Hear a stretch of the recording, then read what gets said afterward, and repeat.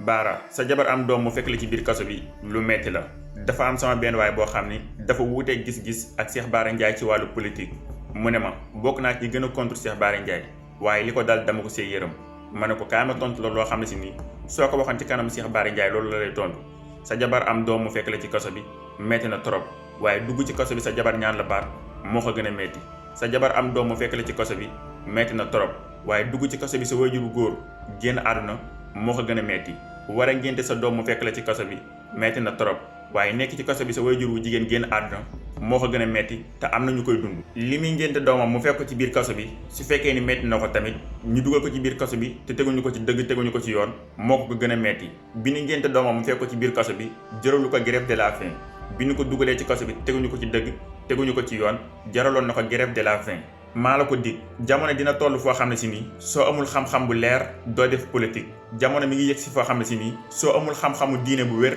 doo mën a def politique lan moo tax ma wax la ko tolloon na ci politique foo xam ne si nii su fekkee ni mënuloo wax ay naar mënuloo digaloo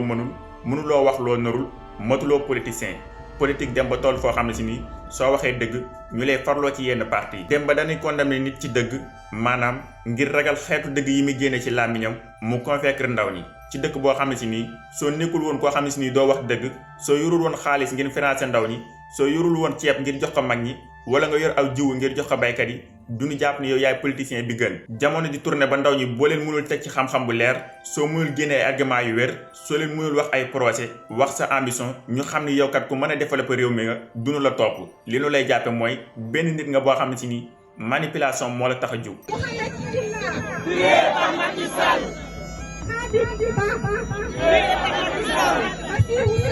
ndaw ñi nga xam ne ñi ngi juddoo ci réew mi te nekkoon ci diaspora bi dañu daan seetaan jàpp ni ñoom seen bamba maase na maanaam génn nañu réew mi tekki nan même bu nekkee benn 500000 la dinañ ko fi mën a yónnee même bu nekkee ni benn pàkk la dinañ ko fi mën a am bu nu ñëwee dinañ mën a am benn oto bu nu indaale bu nu ñëwee di jox seen rakk yi ataaya di leen may suukar dem ba xam ni ñoom ñoo jëlal combat bi ci seeni loxo teel ko seen bopp mu jaral leen ñu di ci xeex fanu nekk nga xam ni kon jamono bi mi ngi changé. politique lépp lu mu la dig lu dul dëgg mi ngi lay nax lépp lu mu la tàllal te jëlee woo ko loxo dëgg mi ngi lay sànk ndax ndaw ñi doonu sonn ci nax yi ñu leen doon nax taxaw temm ci yóotu baatu dëgg ngir samp ko ci seen réew mi ba dëgg doon garab gu fi law ba faaw. bul fàttee abonné wu su fekkee ni vidéo bi neex na la na nga ko like te partagé ko ngir mu yegg fépp fu mu war a yegg seen xarit la Moustahine 46.